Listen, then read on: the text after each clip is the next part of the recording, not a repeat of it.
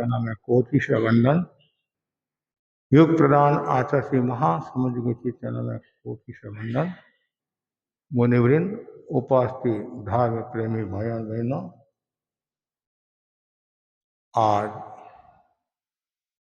अणुव्रत उद्बोधन सप्ताह का 7वां व लास्ट दिन जीवन विज्ञान दिवस के रूप में मनाया जा रहा है।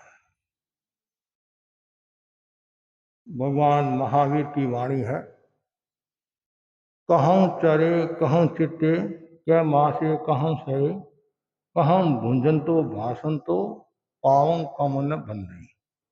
जैन चरे जैन चित्ते जय मासे जैन सहे, जैन भुंजंतो भाषंतो पाव कमन बंधई। जीवन विकास के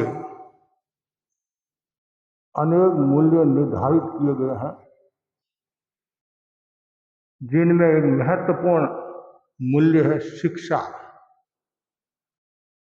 शिक्षा जीवन का आधार है। शिक्षा जीवन का श्रृंगार है। शिक्षा सत्यम शिवम सुंदरम का समन्वित रूप है। शिक्षा से जीवन संवरता है, सुधरता है, वृत्तियों का परिष्कार होता है। शिक्षा के बिना जीवन कोरा कागज है। कोरे कागज का जैसे मूल्य नहीं होता है, उसी प्रकार शिक्षा से विहीन व्यक्ति का मूल्य नहीं होता है। वर्तमान में शिक्षा पर बहुत ध्यान दिया जा रहा है। पुराने समय में शिक्षा का इतना प्रचलन नहीं था। वर्तमान में शिक्षा का बहुत बड़ा प्रचलन है और प्रत्येक माँ बाप के मन में ये भावना रहती है, मेरा बच्चा पढ़ लिख कर होशियार हुए और पैरों पर खड़ा हो। शिक्षा के बिना व्यक्ति का व्यक्तित्व भी नहीं बनता है और कभी कभी शिक्षा के अभाव में हंसी का पात्र भी हो जाता है और सारी जिंदगी दुख को प्राप्त होता है, अवसाद को प्राप्त होता है, पश्चाताप करता रहता है। बच्चा स्कूल गया, बच्चे ने शैतानी की, टीचर ने चांटा मार दिया, रोता रोता घर पर आया।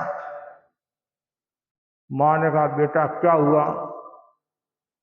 माँ, देख मेरा गाल लाल हो गया, मास्टर साहब जी ने मुझे मारा, पीटा, चांटा मारा। इतने में पिता भी घर आ गया। पिता ने बच्चे से कहा, स्कूल नहीं गया? बच्चा बोले, उसे पहले ही माँ बोली स्कूल जाना हो तो तुम जाओ, मेरा बेटा न आज स्कूल जाएगा न कल स्कूल जाएगा। मेरा बेटा कोई मार खाने के लिए पैदा नहीं हुआ। देखो ये गाल लाल हो गया, तुम्हारे बच्चे ने बदमाशी की होगी। नहीं, मेरा बच्चा तो एकदम शुद्ध है, 24 कैरेट सोना है, मास्टरी बदमाश है, इसलिए मेरा बेटा स्कूल नहीं जाएगा। मेरे धन की कोई कमी नहीं है, नहीं पढ़ा लिखा होगा तो ही चलेगा, लड़की मिल जाएगी और घर परिवार चलता रहेगा। होम मिनिस्टर के सामने सेठ भी चुप हो गया, करे क्या बेचारा। लड़का बड़ा हुआ, सगाई हुई, शादी हुई, ससुराल गया। उस समय ससुराल में केवल औरतें थी, आदमी कहीं बाहर गए हुए थे और तार आया। पहले टेलीग्राम आता था, टेलीग्राम। औरतें तो पढ़ी लिखी थी नहीं, उसमें लड़कियों पर इतना शिक्षा पर ध्यान नहीं दिया जाता था, लड़के भी कम ही पढ़ते थे। तत्काल औरतों ने सोचा कि हमारे जो जमाई साहब है वो एमए पास होंगे, बीए पास होंगे, पढ़े लिखे होंगे। तत्काल वो तार औरतों ने जमाई साहब को पकड़ा दिया। जैसे ही तार को देखा, पढ़े लिखे थे नहीं, अनपढ़ थे, अंगूठा छाप थी। तार को देखा और देखते ही रोना आ गया, रोना आ गया। मन में सोचा, चिंतन किया, पढ़ाई की हुई होती तो आज ये काम आता। रोने लगा। तब औरतों ने सुना, देखा जमाई साहब रो रहे हैं, इसका मतलब कोई न कोई दुर्घटना घटी है, ये बता नहीं पा रहे हैं। अब औरतें रोने में तो ऐसी होशियार होती है, ऐसी होशियार होती है, इसलिए औरतों के हार्ट अटैक नहीं आता है अपेक्षाकृत। क्यों वो रोती है तो टेंशन से मुक्त हो जाती है, और आदमी के टेंशन रहता है इसलिए हार्ट अटैक आता है, ऐसा कहा जाता है। और जैसे ही देखा जमाई साहब रो रहे हैं, कोई बड़ी दुर्घटना घटी है, सब औरतें रोने लगी। और पूरे गांव की औरतें सब वहां इकट्ठी होगी, सब रो रही है। किसी ने ये नहीं पूछा हुआ क्या। कहा जाता नहीं, एक भेड़ बोली भैं तो सब भैं भैं भैं बोलने लग जाते हैं। आकाश गिरा, आकाश गिरा। क्या हुआ? आकाश गिरा, आकाश गिरा। फिर पूछा वास्तव में बात क्या है। किसी ने कहा आकाश नहीं गिरा है, लोमड़ी पेड़ के नीचे बैठी थी, फल गिरा। फल गिरा तो उसने सोचा आकाश गिर गया है इसलिए भाग रही है। ये दुनिया में भेड़ चाल खतरनाक होती है। इतने में घर का मालिक आया, उसने देखा ये क्या हुआ, सब राजी खुशी है, मैं जीवित हूं, बाकी सब जीवित है, हुआ क्या। औरतों को पूछा, औरतों का हमारे को पता नहीं है, जमाई साहब को पता है, और वो रोने लगे इसलिए हम भी रोने लगे। जमाई साहब को पूछा कि आप रोए क्यों। कि मैं तो मेरी माँ को रो रहा था, माँ को रो रहा था। क्यों? आज ससुराल में मेरी इंसल्ट हुई, मेरे को पढ़ना नहीं आया इसलिए मैं रो रहा था, क्या लिखा वो मुझे पता नहीं है। और जैसे ही देखा बाबू ने, उसमें लिखा हुआ था प्रिय अशोक कुमार, सब राजी खुशी है, कमला के लड़का हुआ है। और शिक्षा नहीं होती है, जिसको पढ़ना नहीं आता है वो हंसी का पात्र कैसे होता है, ऐसे होता है। वो सुंदर का है, शिक्षा के बिना हमारा जीवन रेगिस्तान है। और आज के युग में हम आचार्य महासमुंदी भी खूब फरमाते हैं, छोटे छोटे साधनों को पढ़ाई करो, पढ़ाई करो, पढ़ाई करो, पढ़ाई करो। शिक्षा, शिक्षा भी दो प्रकार की होती है, आसेवनात्मक, ग्रहणात्मक। एक स्कूल की पढ़ाई, पुस्तकीय ज्ञान, एक आत्मा का ज्ञान, लौकिक ज्ञान, लोकोत्तर ज्ञान। अभी वर्तमान में क्या हो रहा है, लौकिक ज्ञान पर ज्यादा ध्यान दिया जा रहा है, पुस्तकीय ज्ञान पर ज्यादा ध्यान दिया है, और स्टैंडर्ड स्टैंडर्ड स्टैंडर्ड स्टैंडर्ड शिक्षा का मूल्य है। लेकिन शिक्षा के साथ में संस्कारों का भी होना जरूरी है। शिक्षा का मूल उद्देश्य क्या? सर्वांगीण व्यक्तित्व का विकास। सर्वांगीण व्यक्तित्व विकास से तात्पर्य है जिसमें शारीरिक, मानसिक, बौद्धिक और भावनात्मक शिक्षा हो, वो सर्वांगीण व्यक्तित्व कहलाता है। बदलते परिवेश में स्कूलों में शारीरिक शिक्षा बहुत दी जा रही है, बौद्धिक शिक्षा भी बहुत दी जा रही है, मानसिक और भावनात्मक शिक्षा का अभाव है, जिसके कारण बच्चों में उद्दंडता, उच्छृंखलता, अनुशासनहीनता बढ़ रही है, और जिसके कारण अपराध बढ़ रहे हैं। आचार्य महाप्रज्ञ जी ने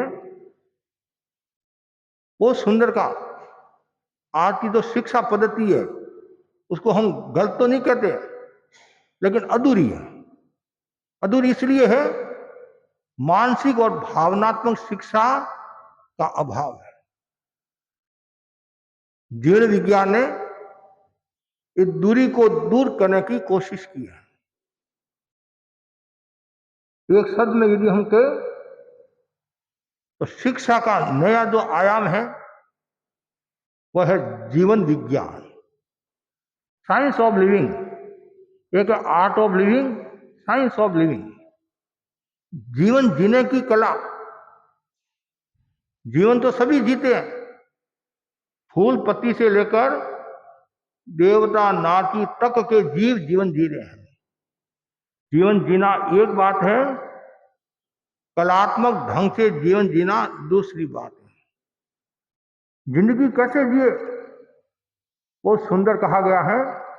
जिंदगी जियो तो कदर करीने से, आंख हंसती रे आबाद बसती रे, और मौत मरो तो उस कदर ममता से, सांस ढलती रे रोशनी जलती रे, सांस ढलती रे रोशनी जलती रे। ऐसा जीवन जियो,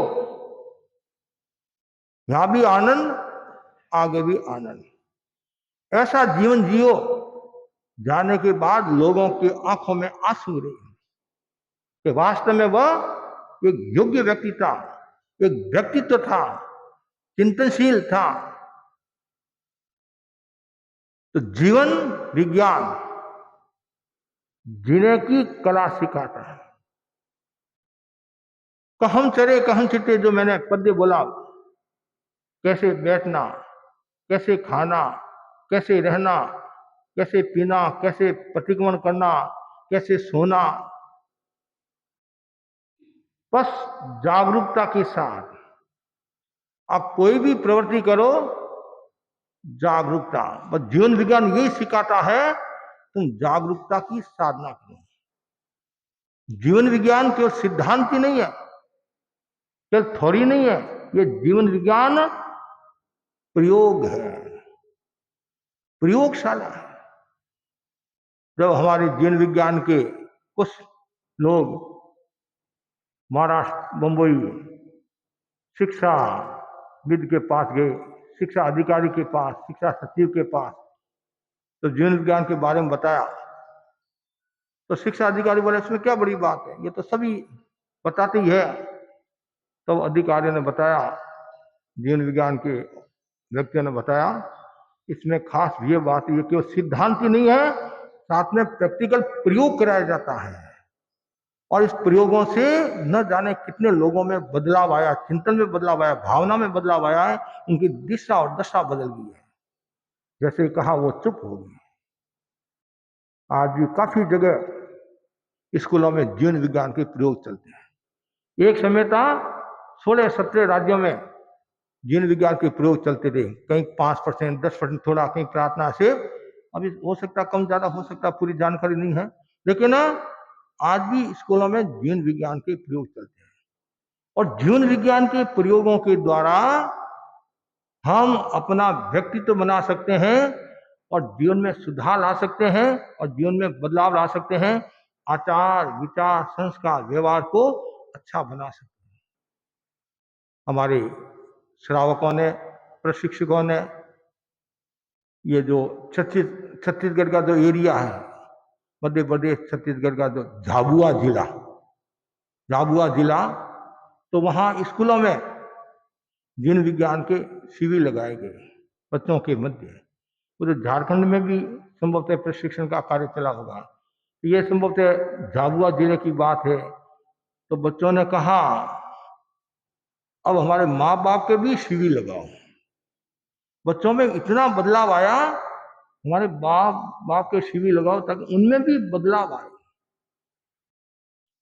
कितनी गहरी बात है।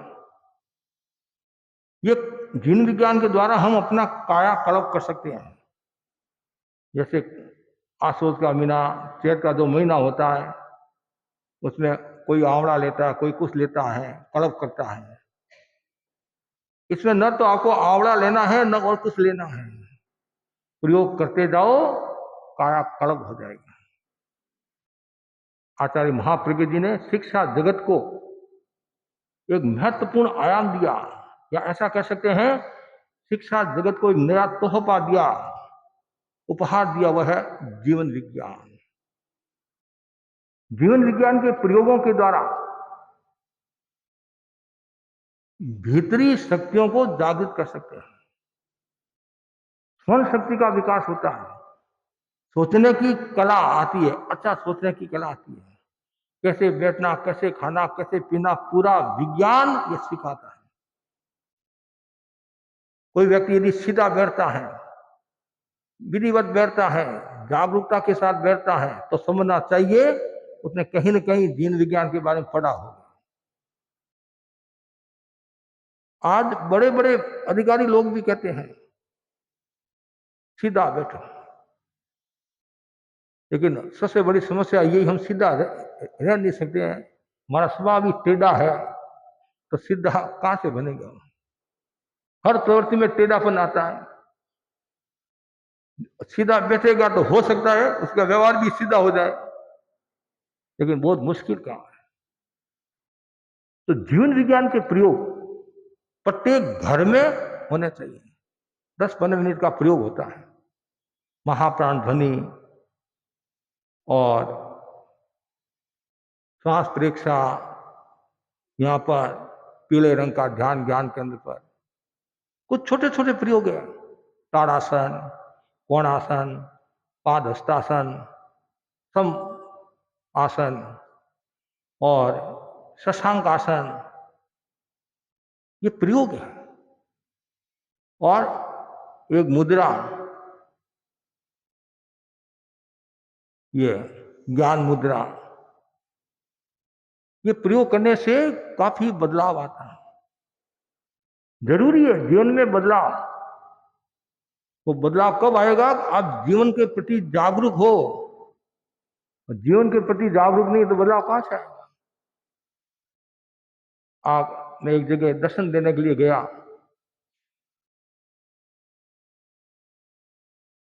12 महीना से उसकी बीमारी थी, 12 महीना ऊपर हो गए होंगे संभवतः। तो मैंने कहा ध्यान नहीं दिया, ध्यान नहीं दिया। मैंने कहा ध्यान देता होता तो ये समस्या ही नहीं आती। हमारे सबसे बड़ी समस्या क्या है? अंतिम स्टेज पर हम आते नहीं, तब स्वास्थ्य के प्रति जागरूकता बढ़ती है। ज्ञानी जन कहते हैं पानी आए उससे पहले ही पार बांध दो। और संसारी जीव क्या करते हैं? पानी आ गया तो पार याद आती है। कितनी गहरी बात है।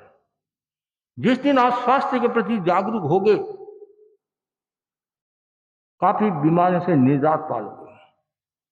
जीवन विज्ञान यही कहता है कि आप अपनी दिनचर्या व्यवस्थित कर लो। जल्दी सोना, जल्दी उठना, यह स्वस्थता की निशानी है। कल परिवार की मैं सेवा करा रहा था, भाई बोला रात को 3 बजे सोती है ये, तो क्या आप आशा रखते वो स्वस्थ रहेगी? छोटी उम्र में शुगर, छोटी उम्र में बीमारियां, और आज से 40-50 साल पहले विशेष बीमारियां क्या होती है विशेष लोग नहीं जानते थे, और आज तो छोटे छोटे बच्चे बता देते महाराज ये बीमारी होती है, ये बीमारी होती है, ये बीमारी। और इस बीमारी को निमंत्रण देने वाला कौन है? उस बीमारी को निमंत्रण देने वाला आप ही हो, आपके भाव है। सारा खेल भाव का है। भाव अशुद्ध, बीमारी होगी। जैसा भाव होता है वैसा स्वभाव हो जाता है, वैसा स्वभाव होता है वैसा प्रभाव होगा आपका। फिर आप कहते मेरे को कोई पूछता नहीं है, पूछता नहीं है। कौन पूछेगा? यदि आपका व्यक्तित्व होगा तो जरूर पूछेगा। आप अच्छा जीवन जीते हैं, अच्छी सलाह देते हैं, आपकी चर्या व्यवस्थित है, तो जरूर आपका मान सम्मान होगा। आप खुद ही बूढ़े हो गए, बीमार हो गए, अस्वस्थ हो गए, तो कौन पूछेगा? शरीर से फिट होना जरूरी है। आचार्य महाप्रज्ञ जी का हमने जीवन देखा, गुरुदेव तुलसी का जीवन देखा। 83 वर्ष, 90 वर्ष। गुरुदेव तुलसी को करीबन 83 वर्ष, महाप्रज्ञ जी को करीबन 90 वर्ष। गुरुदेव तुलसी क्या फरमाते हैं नतमल जी को, उसमें नतमल जी हम स्वास्थ्य के प्रति जागरूक थोड़ी देरी होगी, बाद में सचेत हुए। यदि हम थोड़े पहले सचेत हो जाते, शतक 100 वर्ष का आयुष्य जी सकते थे। ये बात कोई सामान्य व्यक्ति ने नहीं कही, एक महान आत्मा ने कही, महापुरुष ने कही। बाकी तो आयुष्य जितना लिखा हुआ होता है, मतलब वो आगे की बात। लेकिन यदि खाने का, पीने का, बोलने का, चलने का, रहने का, उठने का, करने का सब ठीक है, तो आयुष्य जितना आप लेकर आए हैं उतना भोग कर जाओगे सामान्यतः। अकाल मौत होती है, इसका एक बड़ा कारण क्या है? खाने पीने का असंयम, वेदना होगी, दिनचर्या आपकी सही नहीं है, तो आप खुद ही बीमारी को निमंत्रण दे रहे। फिर आप कहते मरा, अब मेरे से उठा नहीं जाता है, बोला नहीं जाता है, हे भगवान मेरे को उठा ले, उठा ले, उठा ले, उठा ले। ये बात क्यों? पहले यदि ध्यान देता तो ये समस्या नहीं आती। आज भी कोई बात नहीं, अतीत गया गया भूलो। आज भी आप वर्तमान में सीखो, वर्तमान में रहना सीखो। जीवन विज्ञान कहता है वर्तमान में रहना सीखो। वर्तमान का मतलब जानते हुए प्रवृत्ति करो, जागरूकता के साथ प्रवृत्ति करो, अप्रमत्तता के साथ प्रवृत्ति करो। भावक क्रिया बोलते नहीं, कोई भी क्रिया करो भावना के साथ, जागरूकता के साथ। ध्यान क्या? ध्यान का मतलब ही तो जागरूकता है। जिस दिन आपने जागरूकता का पाठ पढ़ लिया और आप शरीर, आत्मा, मन के प्रति जागरूक है, तो काफी हद तक आप जीवन को सफल बना सके। और जितने ज्यादा जागरूक होंगे उतनी आपकी शिक्षा भी अच्छी होगी। शिक्षा और जीवन में भाव का भी बहुत बड़ा योगदान रहता है। तो वर्तमान शिक्षा पद्धति में मानसिक और भावनात्मक शिक्षा का अभाव है। अपेक्षा है विद्यार्थियों को केवल शारीरिक बौद्धिक शिक्षा नहीं, मानसिक और भावनात्मक शिक्षा का भी प्रशिक्षण दिया जाए। आज हमारे अनुवर्त समिति के पदाधिकारी स्कूल में जाकर आए हैं, जीवन विज्ञान का प्रयोग करा के आए होंगे, जीवन विज्ञान के बारे में बताकर आए हैं। तो जरूरी है, विद्यार्थियों को बताते हैं, उससे पहले प्रत्येक घर में जीवन विज्ञान का केंद्र होना चाहिए, एक कक्ष होना चाहिए। जैसे आप अपने घर में मंदिर रखते हैं, उपासना कक्ष मंदिर का, वैसे जीवन विज्ञान का कक्ष होना चाहिए। सुबह उठते ही सबसे पहले प्रयोग करना। जो प्रयोग करता है उसका योग भी स्वस्थ रहता है, और प्रयोग नहीं है तो योग कहां से स्वस्थ होगा? और जहां योग स्वस्थ नहीं है फिर आपका उपयोग भी नहीं लगेगा। प्रयोग, योग, उपयोग, और उपयोग नहीं लगेगा तो फिर निरोग कैसे होंगे आप? कितनी गहरी बात बता दी है। इसलिए प्रयोग, निरंतर प्रयोग चलते रहे, और जितना ज्यादा प्रयोग चलेगा उतना ही आपका जीवन सुंदर होगा, जीवन अच्छा होगा। तो तुलसी और महाप्रज्ञ जी ने धर्म संघ के लिए कितना कार्य किया। उन्होंने अनुव्रत के बारे में कितना बताया, जीवन विज्ञान के बारे में कितना बताया, प्रेक्षण ध्यान के बारे में कितना बताया। वर्तमान आचार्य महासमंद जी उन्हीं प्रकल्पों को आगे बढ़ा रहे हैं, आयामों को आगे बढ़ा रहे हैं। आज पूरे देश भर में अनुव्रत उद्बोधन सप्ताह चल रहा होगा, जगह जगह कार्यक्रम आयोजित हो रहे हैं, हमारे कार्यकर्ता मेहनत कर रहे हैं। एक भी व्यक्ति यदि अनुव्रत के नियम स्वीकार करता है और एक भी व्यक्ति यदि जीवन विज्ञान का प्रयोग करता है तो समझना चाहिए आपका कार्यक्रम सफल। और कोई नहीं समझे, जो प्रचार प्रचार करने वाले हैं, भाषण देने वाले हैं, वो भी यदि शुरू कर ले तो ही उनका बेड़ा पार हो जाएगा। अनुव्रत छोटे छोटे नियम। तो आज अनुव्रत उद्बोधन सप्ताह में राष्ट्र जो सब्जेक्ट है जीवन विज्ञान। जीवन किसका नाम है? आप बोलते हैं जीवन जीवन जीवन जीवन। जन्म और मरण के बीच की अवस्था का नाम जीवन है। जन्म के साथ जीवन का प्रारंभ, मरण के साथ जीवन का समापन। जन्म और मरण का इतना मूल्य नहीं है जितना मूल्य है जीवन का। हमने जीवन कैसे जिया, अंतिम सांस तक।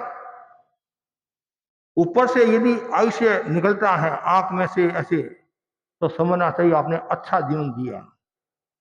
यदि पैरों से आयुष्य निकलता है या घुटनों से, पगतली से, मतलब नीचे पैरों के नीचे से, तो समझना चाहिए अच्छा जीवन नहीं जिया है, वो नरक में गया है,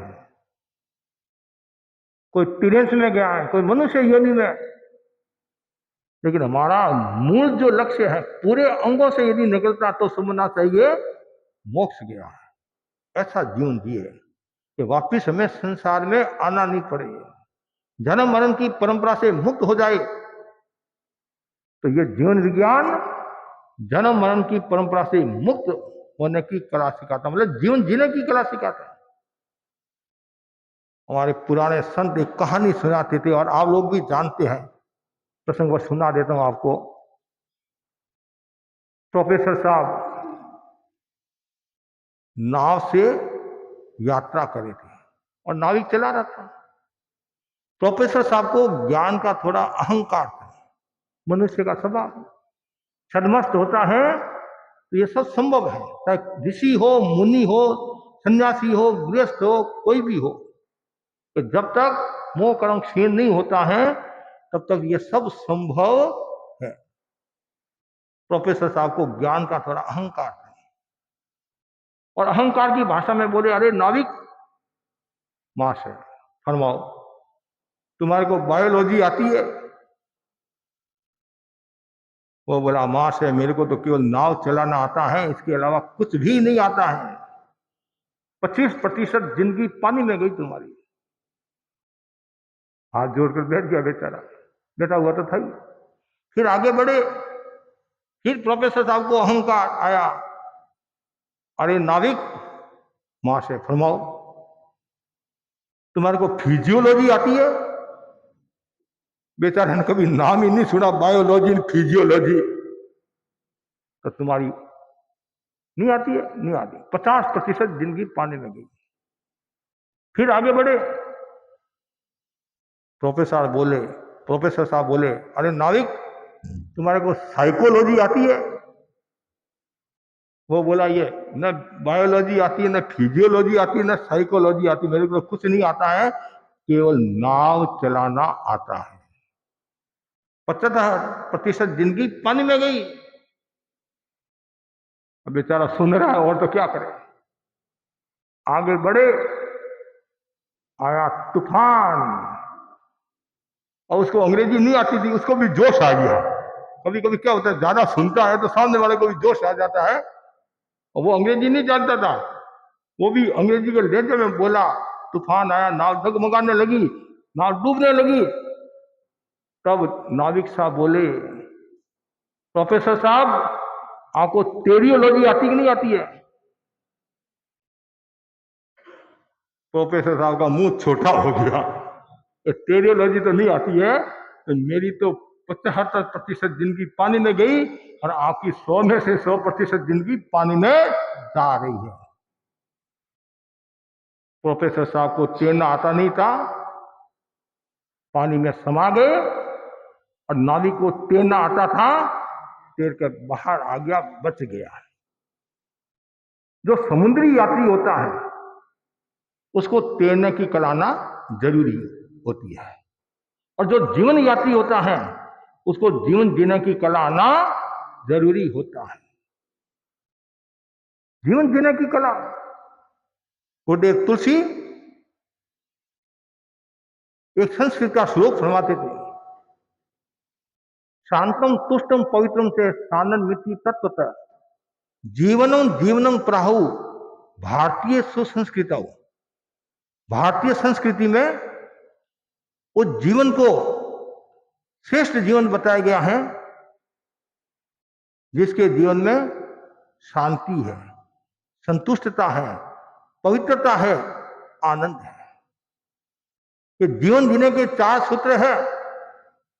पहला है मन को शांत रखना।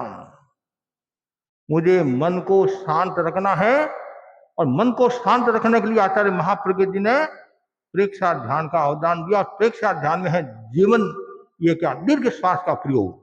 और जीवन विज्ञान के जो हम प्रयोग कराते हैं उसमें एक दीर्घ श्वास का प्रयोग कराते हैं, और दीर्घ श्वास के द्वारा हम मन को शांत कर सकते हैं। बार बार भावना भाव, जब भी देवता आए, जब भी यमराज आए, जब भी दोस्त आए, और दोस्त भी अलग अलग प्रकार के होते हैं। एक काला दोस्त भी होता है, धोड़ा दोस्त भी होता है, समझे नहीं? दोस्त आए, तत्काल सजग हो जाओ, भाई दोस्त आ गया है, ये दोस्त काम का नहीं है। जैसे यमराज आ रहा है, भूत आ रहा है, पिशाच आ रहा है, दीर्घ श्वास का प्रयोग कर लो, वो शांत हो जाएगा। तो ये जीवन विज्ञान का महत्वपूर्ण सूत्र है, मन को शांत रखना। जीवन कैसे जीना?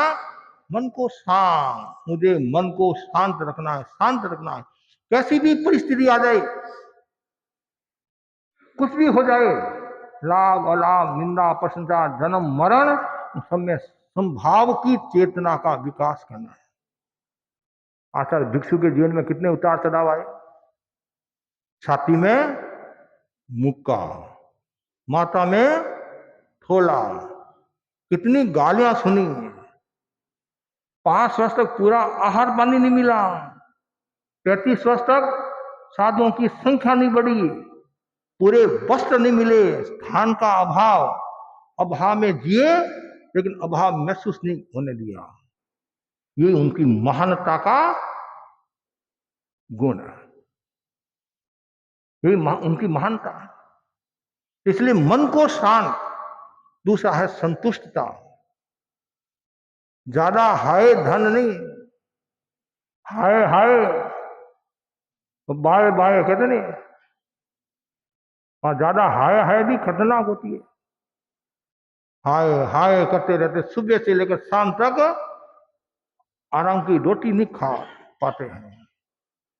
सेठानी ने कहा, सेठ साहब भोजन कर लो, भोजन कर लो, भोजन कर लो। सेठ बोला, अभी समय नहीं है, समय नहीं, मेरे को तो मरने का भी टाइम नहीं है। सेठानी भी कम नहीं थी, वो भी कोई कलकत्ता की थी। हाँ, वो भी कम नहीं थी। सेठानी बोली, आपको खाने का समय नहीं है, नहीं मरने का भी समय नहीं है, तो ध्यान रखना, आप मर गए तो मेरे को रोने का भी समय नहीं है। तत्काल सेठ की अकल ठिकाने आ गई। और जिंदगी है क्या, हाय हाय शांति का जीवन जियो, संतुष्टता का जीवन जियो। एक समय के बाद में व्यक्ति को प्रवृत्ति से निवृत्ति की ओर बढ़ना चाहिए। सारी जिंदगी क्या यही करेंगे हम? आत्मा के लिए क्या करेंगे? हमारे साथ क्या चलेगा? पुण्य और पाप। और पुण्य पाप सबके अलग अलग होते हैं, सबके अलग अलग पुण्य पाप। पत्ते एवं पुण्य पाप 10-40 का पत्ते के पुण्य पाप अलग अलग होते। इसलिए हमने जो कर्म किए वो हमें ही भोगना पड़ेगा। एक आदमी बोला कि महाराज मेरी धर्म पत्नी खूब धर्म जान करती है, तो वो स्वर्ग जाएगी तो मैं उसका पल्ला पकड़ लूंगा। तो मैंने कहा, तुमने पल्ला तो पकड़ लिया, तो कहीं उसने लात मार दी तो फिर क्या हाल होगा तुम्हारा?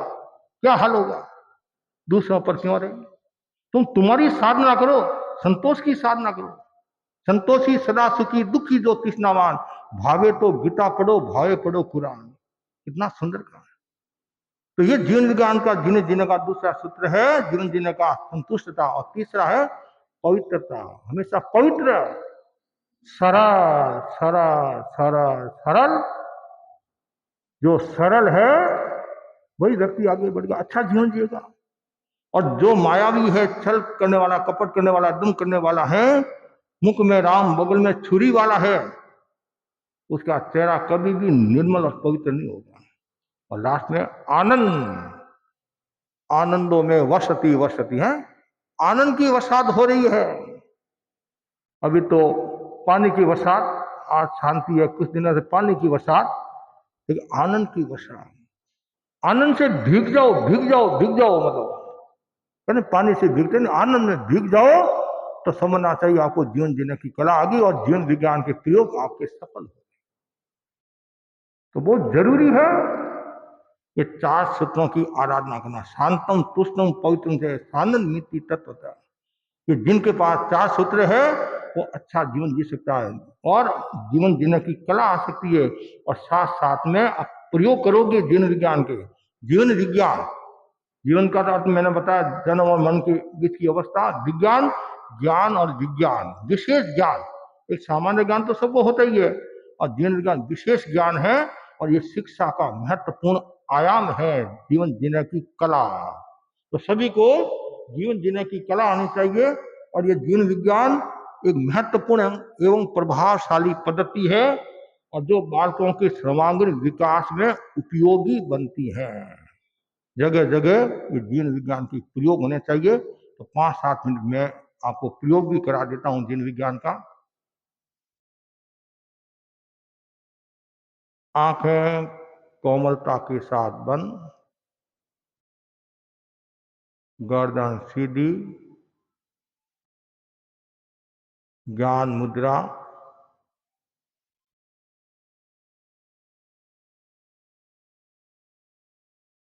पूरे शरीर में हल्केपन का अनुभव करें। पैर से लेकर सिर तक का पूरा भाग शिथिल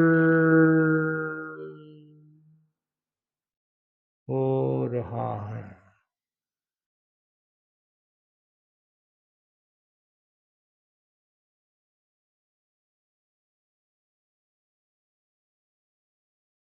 पैर से लेकर सिर तक का पूरा भाग कमल के फूल की भांति, रुई की भांति हल्का हो गया है।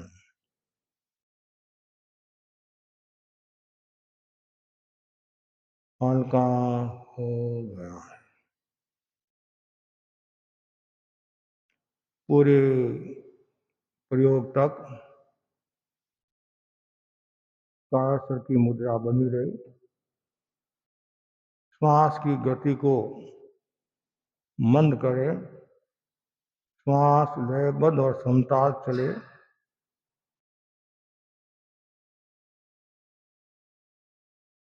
चित्त को नाभि पर केंद्रित करें। सांस लेने और छोड़ने का अनुभव करें। सांस लेते समय पेट फूलेगा, छोड़ते समय सिकुड़ेगा। गहरी एकाग्रता पूर्ण जागरूकता के साथ 5 बार सांस ले, 5 बार सांस छोड़े। गहरा लंबा सांस ले और छोड़े। पहले छोड़े फिर ले।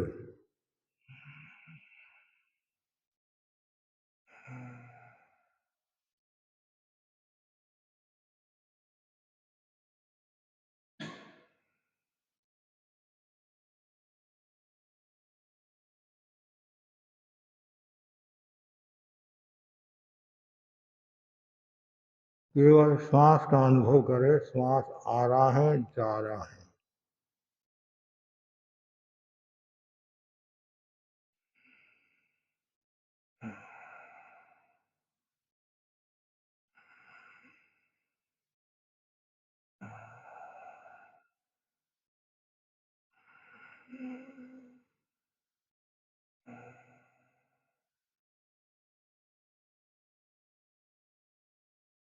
चित्त को ज्ञान केंद्र पर केंद्रित करें। वहां पर पीले रंग का ध्यान करें। येलो कलर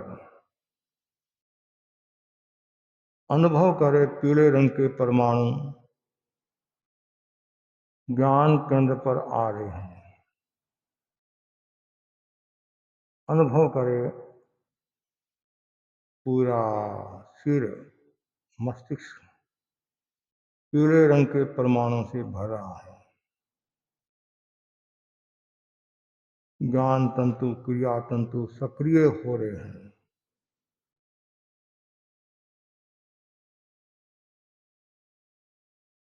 मेरी मेमोरी बढ़ रही है, मेमोरी बढ़ रही है, मेमोरी बढ़ रही है।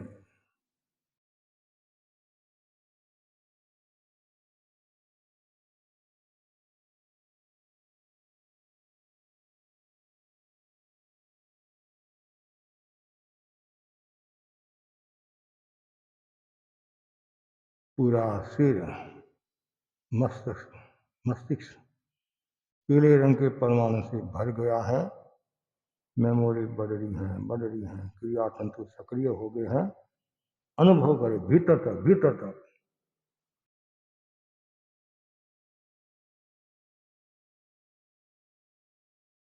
तीन गहरे लंबे श्वास के साथ प्रयोग संपन्न करें। सांस छोड़े, सांस ले, सांस छोड़े, सांस ले। ओम शांति, ओम शांति। जीवन विज्ञान का प्रयोग एक महत्वपूर्ण प्रयोग है। ये प्रयोग करने से जागरूकता का विकास होता है, मेमोरी बढ़ती है, स्वस्थता का अनुभव होता है, पढ़ाई में मन लगा रहता है और आसपास का वातावरण भी अच्छा रहता है। और साथ साथ में कुछ जो आसन मैंने आपको बताए, ताड़ासन करने से कब्जी भी दूर होती है, आलस्य दूर होता है और लंबा हो जाता है। कोणासन का प्रयोग करने से कंधे मजबूत होते हैं, चेहरा भी ऐसा बताया जाता है सुंदर होता है, झुर्रियाँ चेहरे पर नहीं रहती है। और तीसरा जो पाद हस्तासन, ये बहुत महत्वपूर्ण प्रयोग है। जिसको क्रोध आता है, वासना ज़्यादा सताती है, उसके लिए रामबाण औषध है। और समपादासन का प्रयोग करने से आँखों की ज्योति बढ़ती है, प्राण शक्ति प्रखर होती है। और एक शशांक आसन, ये भी विद्यार्थियों के लिए रामबाण औषध है। तो खरगोश की तरह जो होता है ऐसे हाथ करके, उसे मेमोरी बढ़ती है। और एक महत्वपूर्ण है सर्वेंद्रिय मुद्रा, ये बहुत महत्वपूर्ण मुद्रा है, पांचों इंद्रियों का संयम।